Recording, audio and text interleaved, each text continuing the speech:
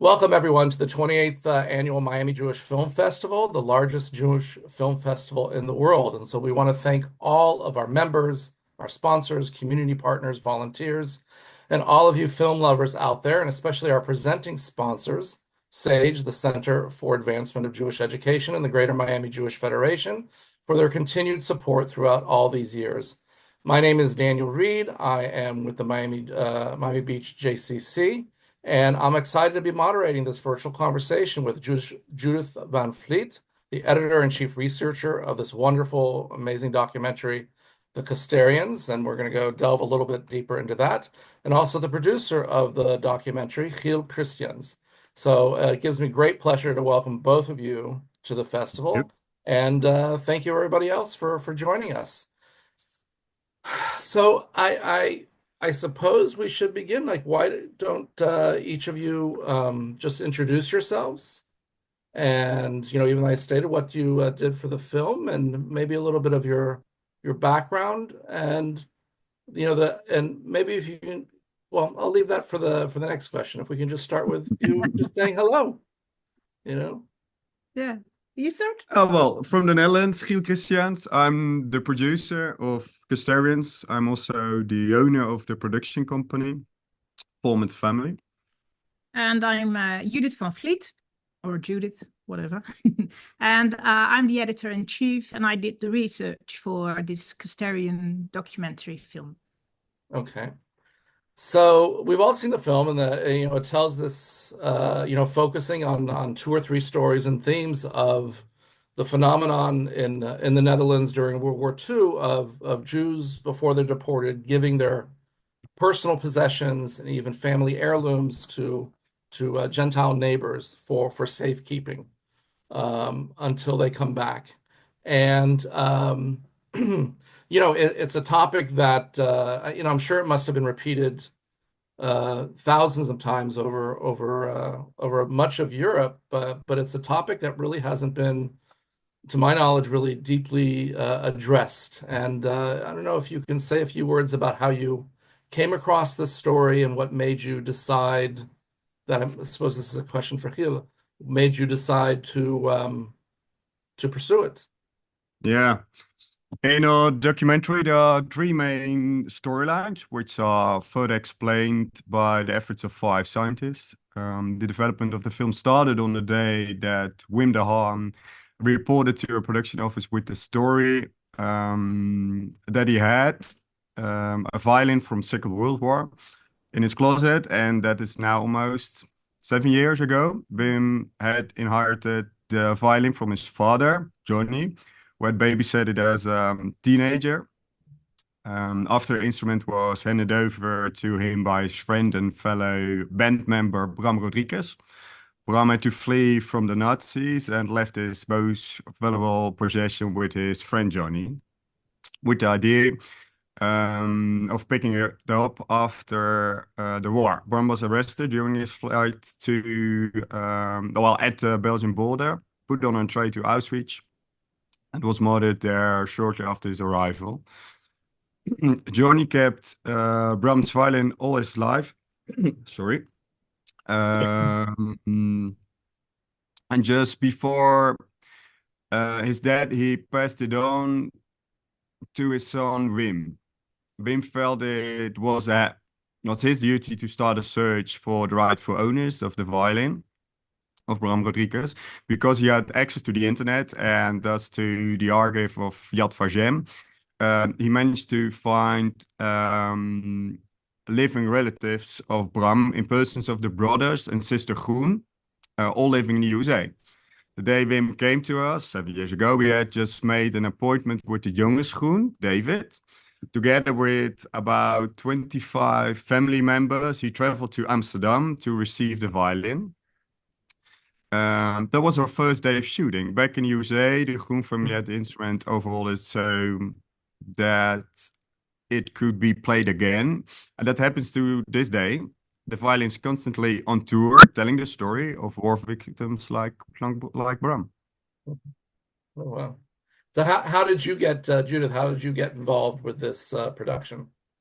Well, actually, after Wim de Haan, so the son of Johnny de Haan, presented himself to Chiel and said, "Well, I have a story. Would you like to, come and let's talk about it and see what we can do about it?" And after that, Chiel called me and said, "Well, here we have the story of Wim, and it looks like it's something very important and very special. So, would you like to accompany me during the recording days of the handover of the violin?" And I said, "Well, okay, and let's see what happens next." So actually our first recording day was a bit of an event, since there were so many people coming over from the USA to Amsterdam, our little city of Amsterdam. And it was very special indeed, because me being non-Jew had no idea that this violin would mean so much to this, the handover of this violin would mean so much to this family. And it actually impersonated their Uncle Bram. And they didn't know their Uncle Bram, of course, because he died during the war. But by giving back the violin, he actually came to life for them again. So there was a very special occasion to be part of, actually. Right. So yeah. No, so. Had you heard of that term, safekeeping, the safekeeping Aryan, before you came across this story? No, and actually, I have some Jewish friends in Amsterdam, of course, and none of them knew the term Custaryans. They were not acquainted to that term. So there was, it was, for me, it was also like something. And since it is a difficult term, difficult because Aryan and Custodians, and you put it together, and yeah. So, but we thought actually, but maybe Giel can tell more about that. We thought it would be a good title. Yeah, it's a very loaded term. Right. And some scientists who worked on a film found it difficult. Yeah. That we're choosing that particular term as a title for a film. It's a term that was coined by Jews themselves at the time of the war, and of course after the war, because it was connected to Nazi rhetoric, Right. took on a completely different, extremely negative connotation. But it's a term that sums up very well what the feeling of the Jewish people was who did not get their brings back. However, it's no as unknown term among many of our Jewish friends. So there's also kind of taboo on its use. But I mean, you discovered the term through your research, or just other people when you started looking at other stories? Like I'm assuming the older generation was telling you about this term. Well, actually, there is in the Dutch literature, there are some novels written by Jew writers, and we started reading those. And at one of them, there was this term. Bewariërs in Dutch. In Dutch, it's bewariërs, and it's the same. It's like you have this word and this word, Ariër, Aryan, and you combine it, and then you get the word bewariër, which is translated into English in Custaryans. So. We found it in the Dutch literature in a novel about this whole phenomenon of giving your things to be taken care of during your working period, right. In Germany. And so that's how we actually found out about this specifically about this term. But it's nowadays, it's of course it has a very negative connotation, right. And scientists were a little bit afraid. The scientists we work with for this project were a little bit like, should you do that? On the other hand, yeah. Well, yeah. So you decided to, I mean, it's my understanding, so you had the story, or you came across and were filming the story of the violin and decided to expand the project. Yeah. Um, how did you go about finding other stories, similar stories? Well, what we decided was we now have a story which had a relatively happy end, because Mhm. the violin was actually given back to the family Right. Groen. So then we decided, well, if we want to tell the whole story, what actually happened in the Netherlands, first of all, we should find someone who is still in possession of some Jewish items and never gave it back. So then we were trying to find out if there were people who still were in possession of these objects, and there was in the person of Johan, Right. Johan Gortworst, difficult Dutch name. And he wrote a book about, I think, 8 or 10 years ago, which is called Silver in Loan. Silver on Loan, Silver in Loan. Yeah. And then he wrote the story actually about his mother, who was given these objects from Jewish people during the period that they went to Westerbork. Westerbork is known to you, Yes. I think. Yeah. Yes. And she kept those silver objects. And he wrote a book actually about her, but I understood by reading this book, oh, okay, he still has them in his own house. They're on his in his house. They were like, all over. I mean, I saw that they're in a place of honor. It's Yes. Yeah, on the piano, they're well right. dressed. Yeah. Yeah. You Yeah. know, Yeah. he certainly considered it a part of his family's history, legacy, I guess, to preserve them and honor them. I don't recall from the interview, or maybe you had other discussions with him. Did he ever feel the need to try and look for the family, or if there were any Yes. survivors? Yes, he did. But actually, before we went filming with him, recording his part of the film, he had looked and tried to find family relatives of Marie and Louis Polak, the former owners. Right. But since he was a little bit of a digital illiterate, and he tried to call some museums and ask them if they could help him, but yeah, nobody actually stood by him, so he more or less gave up. But during our time of recording, he realized, okay, this is not, because the objects for him were very related to his mother, Right. and not so much to Marie and Louis Polak.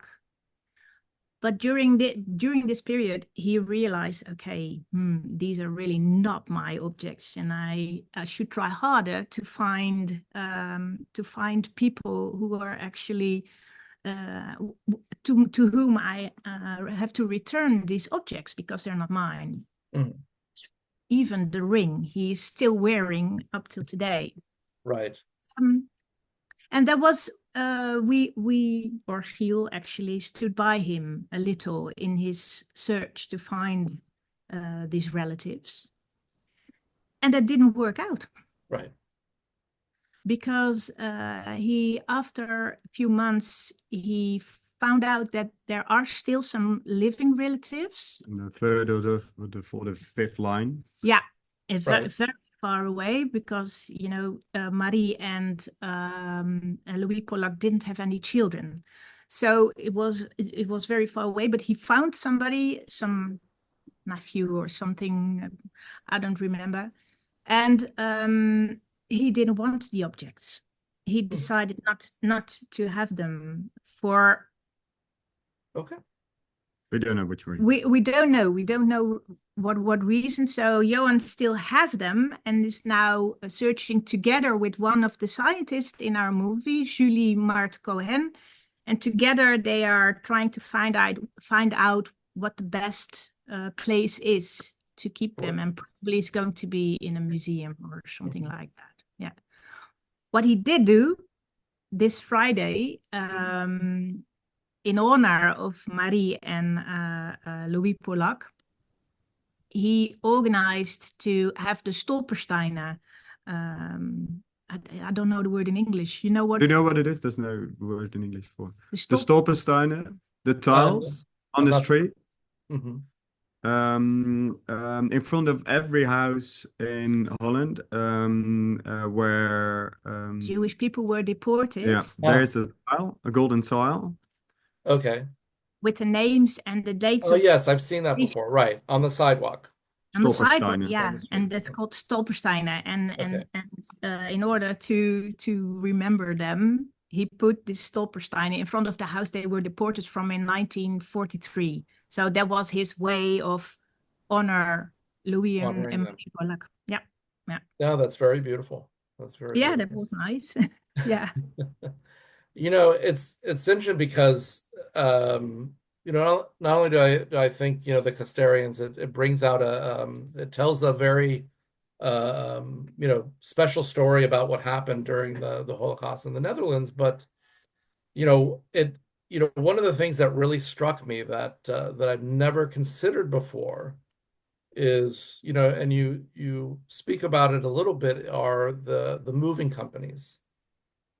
yeah. And that I don't know why, for some reason that really impacted me, and maybe it impacted other members of the audience who've seen it, but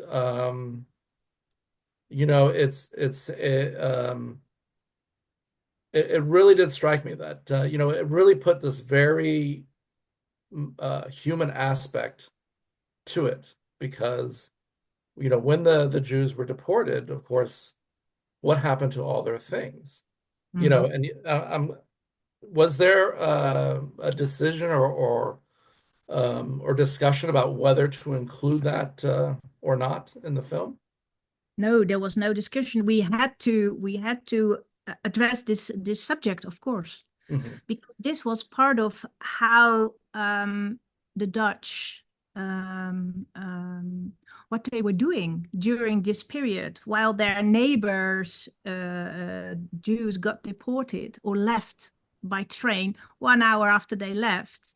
There were these companies, especially assigned to this,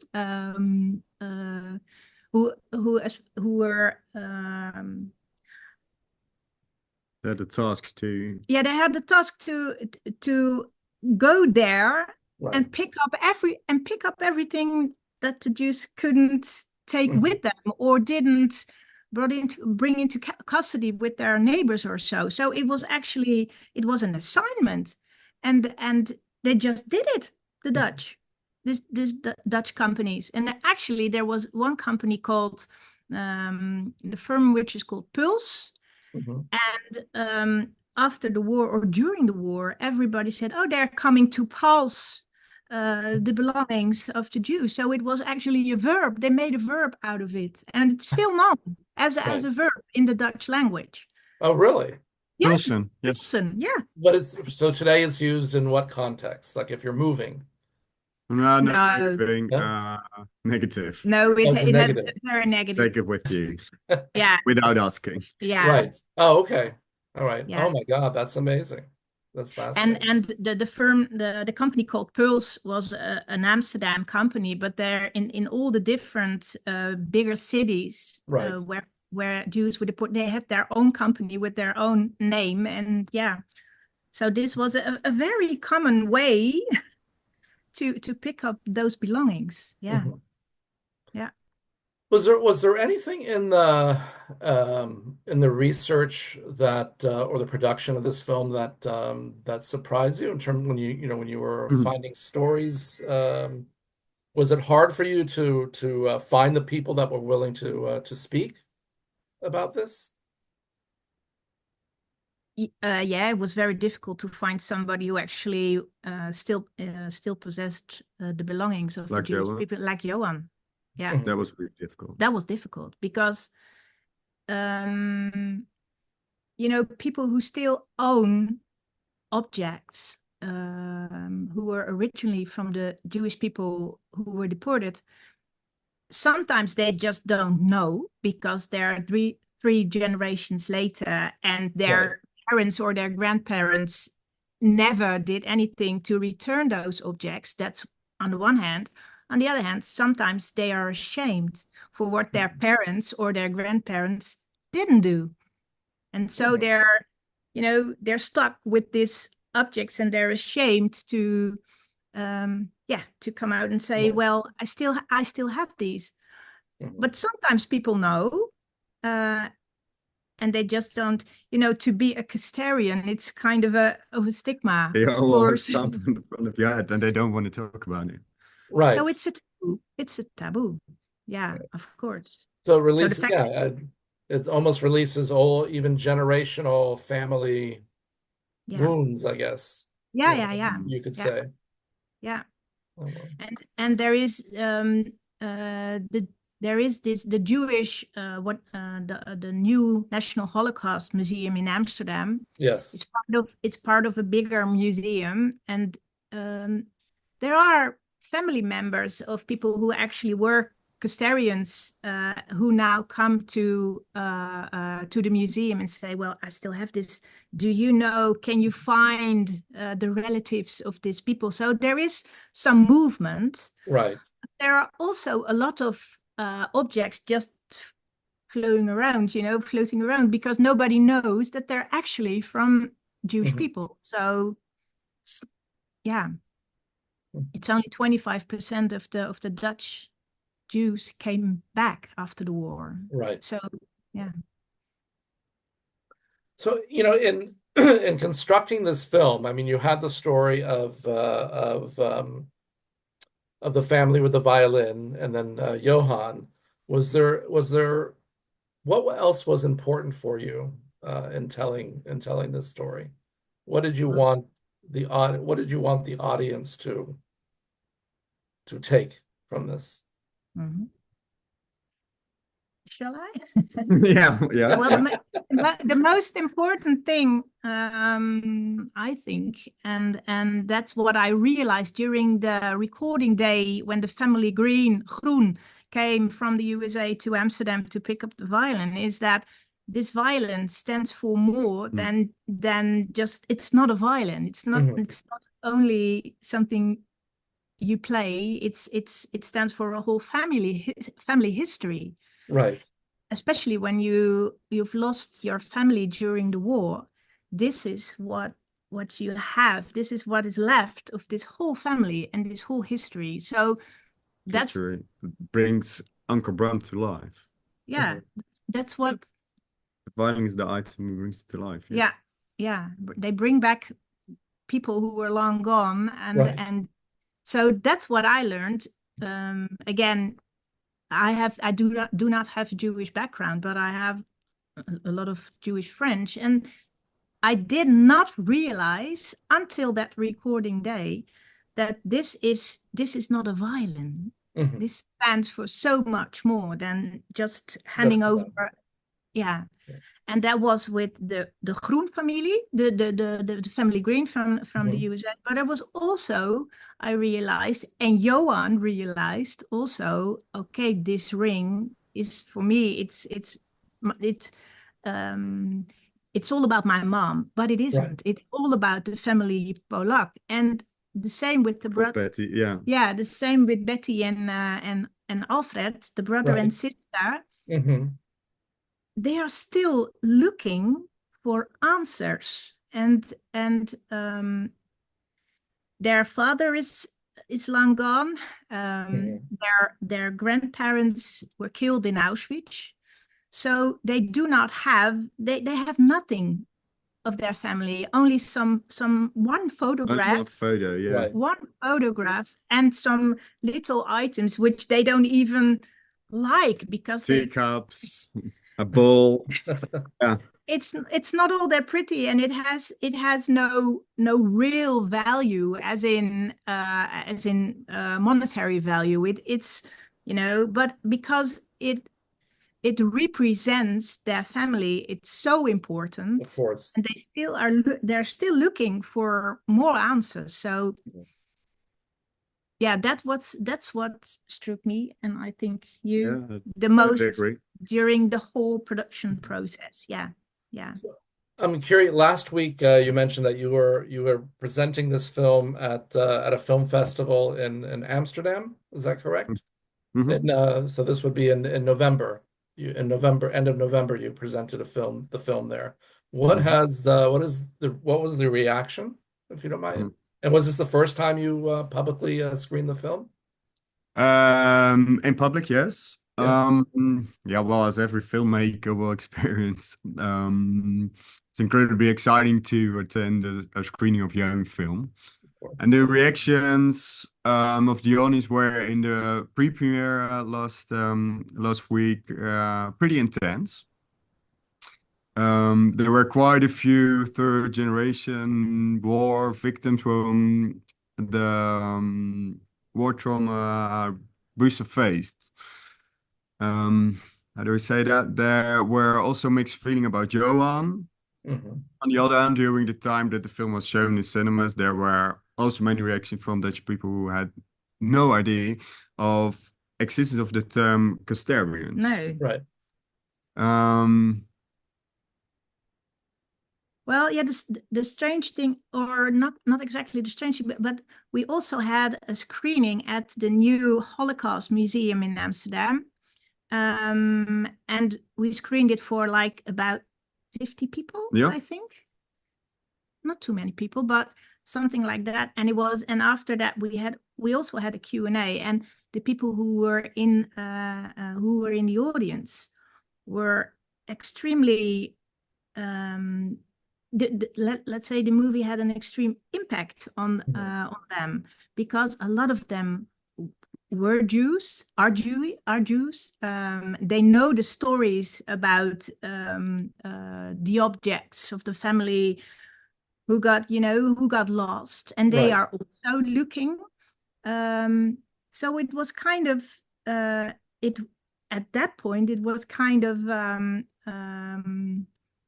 therapeutic. It's a bit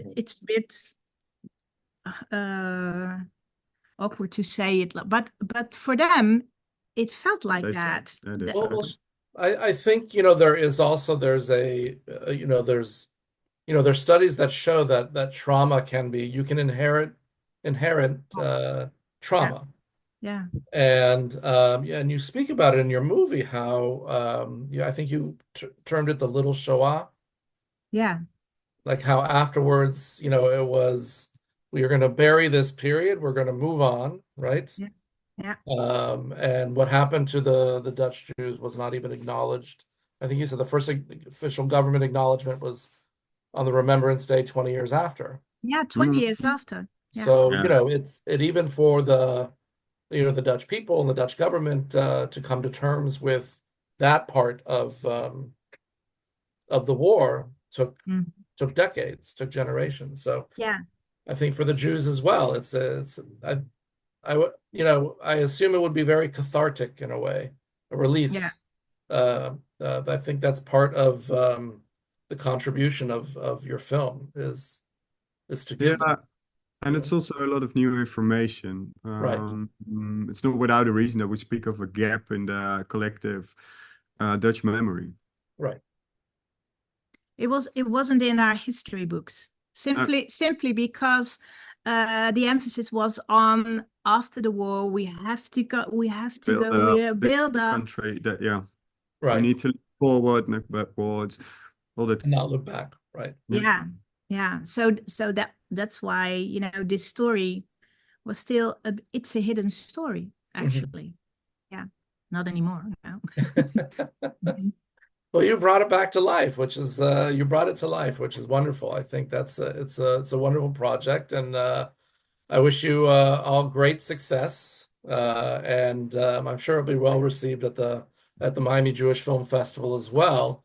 I don't know if there's we covered a lot of topics. I don't know, before we conclude, is there anything that you want to say about the film, about what you hope the audience will get out of it? Now, what the audience should get out of it, they should find that out for themselves, I think. But I think it's in the Netherlands that the fact that there was hidden for so long, this story, that's a bit of a problem, because it's a bit of the Dutch way of managing things, taboos. And I think that we're here to reveal those hidden stories and try to explain what actually happened instead of what's in our history books. And that's what we have been trying to accomplish. And I hope we did a good job. Chiel, I don't know if you... Totally agree. Good? Okay. It's very nice that you invited us. Yeah, thanks a lot. Thanks a lot to show our film on your. Well, we really appreciate it, and I have to say personally, as a person who watches a lot of documentaries, it's just from a technical standpoint, it's the perfect length, right? Yeah.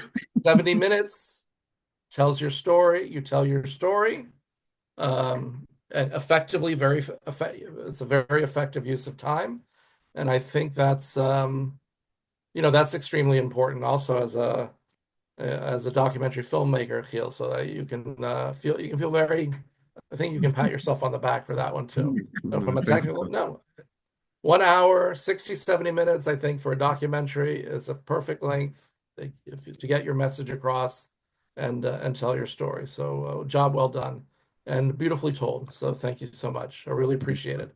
Just a few concluding words. Okay. So I want to thank you both, Judith Van Vliet, who is the editor and researcher of the Custaryans, and Chiel Christiaans, the producer of this wonderful film.